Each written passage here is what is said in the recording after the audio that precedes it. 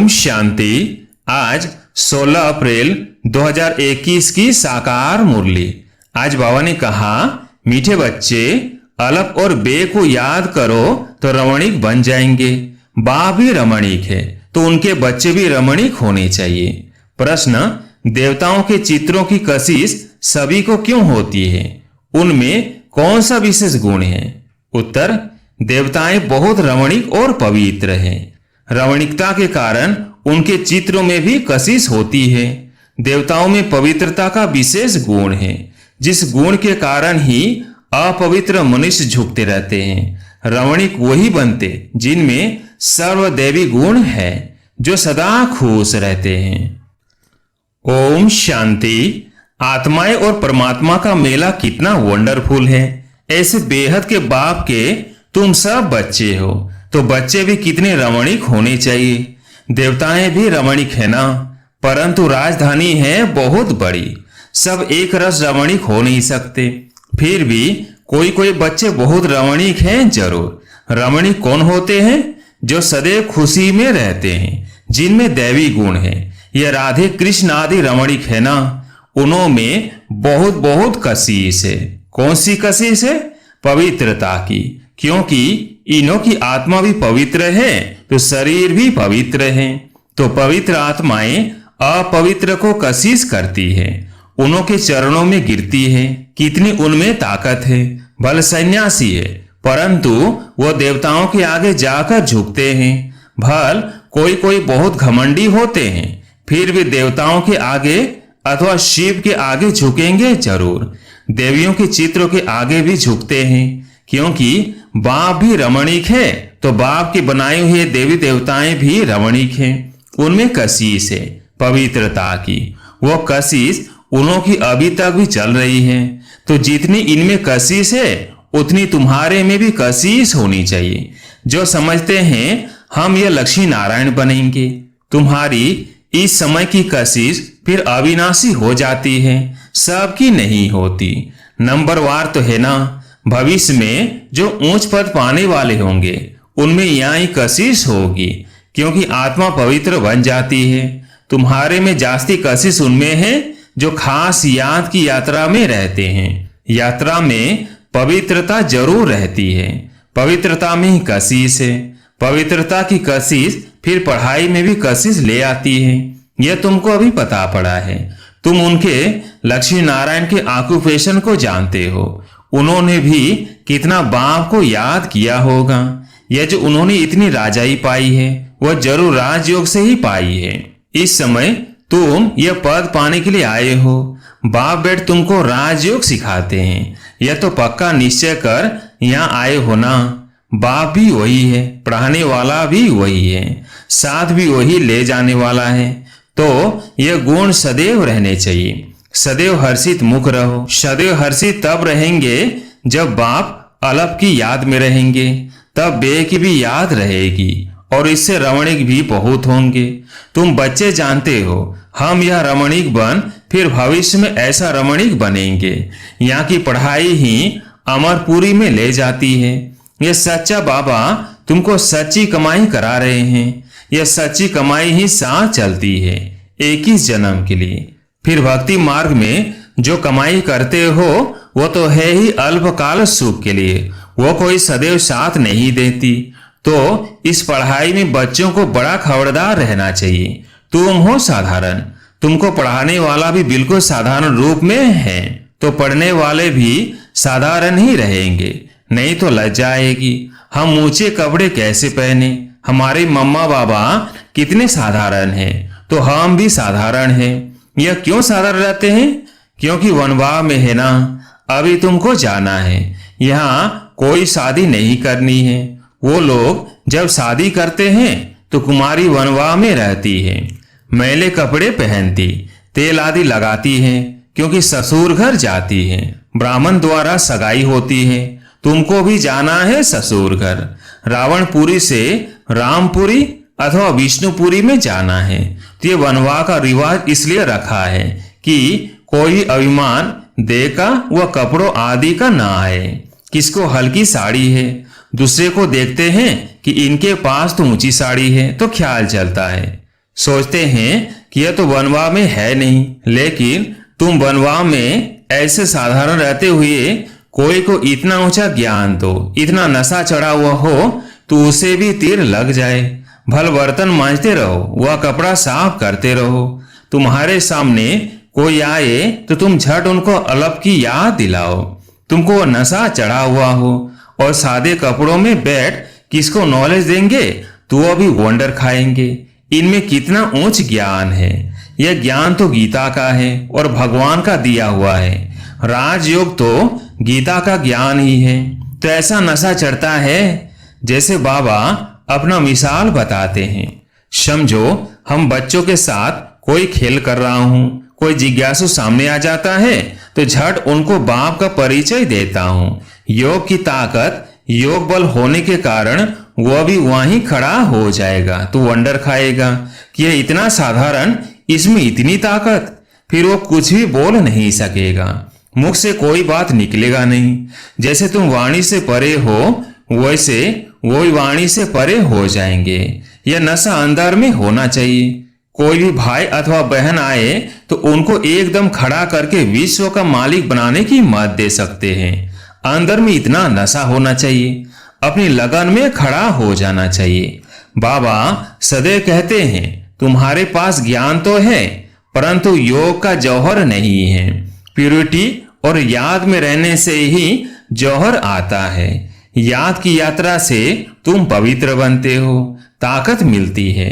ज्ञान तो है धन की बात। जैसे स्कूल में पढ़कर एमए बीए आदि करते हैं तो इतना फिर पैसा मिलता है, यहाँ की दूसरी बात है।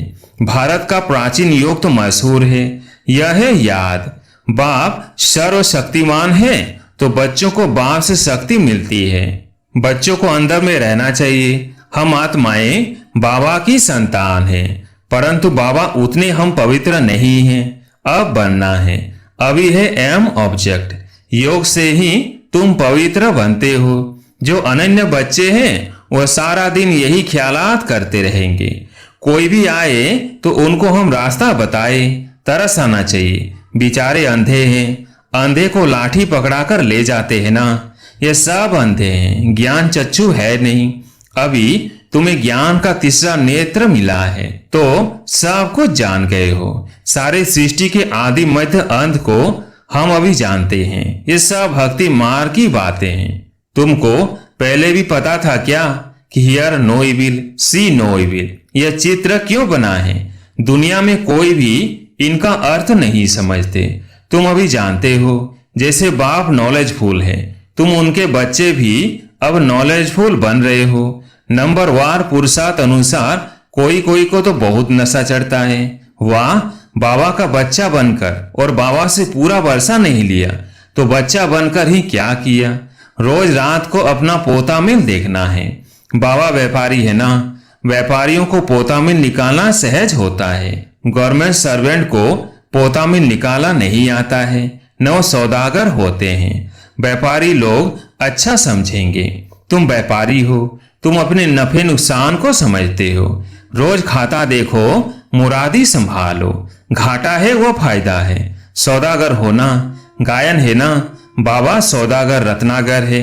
अविनाशी ज्ञान रत्नों का सौदा देते हैं, यह भी तुम जानते हो। नंबर वार पुरुषार्थ अनुसार सब कोई सुरूढ़ बुद्धि नहीं है।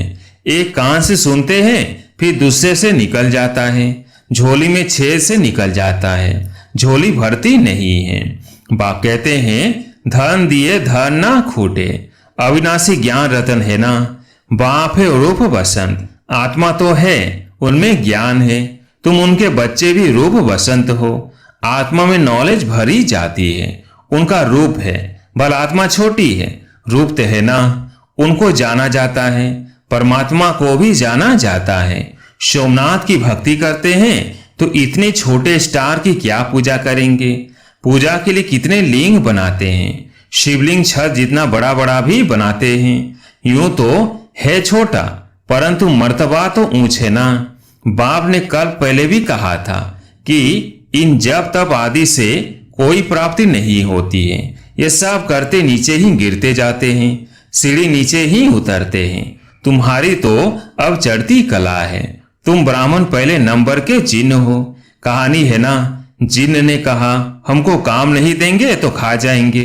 तो उनको काम दिया, सीढ़ी चढ़ो और उतरो। तो उनको काम मिल गया। बाबा ने भी कहा है कि यह बेहद की सीढ़ी तुम उतरते हो फिर चढ़ते हो। तुम ही फूल सीढ़ी उतरते और चढ़ते हो। जिन्न तुम हो, दूसरे कोई फूल सीढ़ी नहीं चढ़ते हैं। फूल सीढ़ी का ज्ञान पाने से तुम कितना ऊंच पद पाते हो, फिर उतरते हो चढ़ते हो। बाप कहते हैं मैं तुम्हारा बाप हूं, तुम मुझे पतित पावन कहते हो ना। मैं सर्वशक्तिमान ऑल माइटी हूं, क्योंकि मेरी आत्मा सदैव 100% पवित्र रहती है। मैं बिंदु रूप ऑथोरिटी हूं, सब शास्त्रों का राज जानता हूं। यह कितना वंडर है, यह सब वंडरफुल ज्ञान है। ऐसे कभी सुना नहीं होगा कि आत्मा में 84 जन्मों का अविनाशी पाठ है। वह कभी घिसता नहीं है, चलता ही आता है। 84 जन्मों का चक्र फिरता आता है। 84 जन्मों का रिकॉर्ड भरा हुआ है। इतनी छोटी आत्मा में इतना ज्ञान है। बाबा में भी है तो तुम बच्चों में भी है। कितना पाठ बजाते हैं। यह पाठ कभी मिटने का नहीं है। आत्मा इन आंखों से देखने में नहीं आती है बिंदी। बाबा भी कहते हैं मैं ऐसा बिंदी हूं। यह भी तुम बच्चे अब समझते हो। तुम हो बेहद के त्यागी और राज ऋषि। कितना नशा चढ़ना चाहिए। राज ऋषि बिल्कुल पवित्र रहते हैं। राज ऋषि होते हैं सूर्यवंशी चंद्रवंशी, जो यहाँ राजाई प्राप्त करते हैं, जैसे अब तुम कर रहे हो। यह तो बच्चे समझते हैं कि हम जा रहे हैं। यह तो बच्चे समझते हैं कि हम जा रहे हैं, खिवैया के स्टीमर में बैठे हैं। और यह भी जानते हैं यह पुरुषोत्तम संगम युग है। जाना भी जरूर है पुरानी दुनिया से नई दुनिया में, वाया शांति धाम। यह सदैव बच्चों की बुद्धि में रहना चाहिए। जब हम सतयुग में थे तो कोई खंड नहीं था, हमारा ही राज्य था। अब फिर से योग बल से अपना राज्य ले रहे हैं, क्योंकि समझाया है योग बल से ही विश्व की राजाई पा सकते हैं। बाहुबल से कोई नहीं पा सकते। यह बेहद का ड्रामा है, खेल बना हुआ है। इस खेल की समझानी बाप ही देते हैं। शुरू से लेकर सारी दुनिया की हिस्ट्री ज्योग्राफी सुनाते हैं। तुम सूक्ष्म वतन मूल वतन के राज को अच्छी रीति जानते हो। स्थूल वतन में इनका राज्य था, अर्थात हमारा राज्य था। तुम कैसे सीढ़ी उतरते हो वो भी याद आ गया। सीढ़ी चढ़ना और उतरना, यह खेल बच्चों की बुद्धि में बैठ गया है। अब बुद्धि में है कि कैसे ये वर्ल्ड की हिस्ट्री ज्योग्राफी रिपीट होती है। इसमें हमारा हीरो हीरोइन का पार्ट है। हम ही हार खाते हैं और फिर जीत पाते हैं, इसलिए नाम रखा है हीरो हीरोइन। अच्छा, मीठे मीठे सिकिलदेव बच्चों प्रति माता पिता बाप दादा का याद प्यार और गुड मॉर्निंग। रूहानी बाप की रूहानी बच्चों को नमस्ते। हम रूहानी बच्चों की रूहानी बाप दादा को याद प्यार गुड मॉर्निंग नमस्ते नमस्ते। धारणा के लिए मुख्य सार। पहला पॉइंट, अभी हम वनवाह में हैं, इसलिए बहुत बहुत साधारण रहना है। कोई भी अभिमान देह का व कपड़ों आदि का नहीं रखना है। कोई भी कर्म करते बाप की याद का नशा चढ़ा रहे। दूसरा पॉइंट, हम बेहद के त्यागी और राज ऋषि हैं। इसी नशे में रह पवित्र बनना है। ज्ञान धन से भरपूर बन दान करना है। सच्चा सच्चा सौदागर बन अपना पोता में रखना है। आज प्यारे मीठे बाबा का वरदान, याद की सर्च लाइट द्वारा वायुमंडल बनाने वाले विजयी रतन भव। याद की सर्च लाइट द्वारा वायुमंडल बनाने वाले विजयी रतन भव।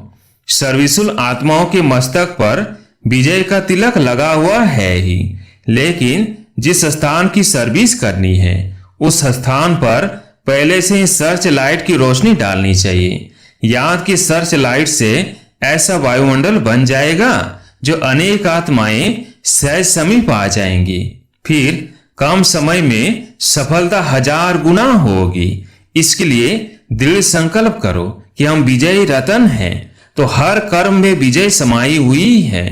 स्लोगन, जो सेवा स्वयं को व दूसरे को डिस्टर्ब करे वो सेवा सेवा नहीं बोझ है। जो सेवा स्वयं को व दूसरे को डिस्टर्ब करे वो सेवा सेवा नहीं बोझ है। अच्छा, ओम शांति।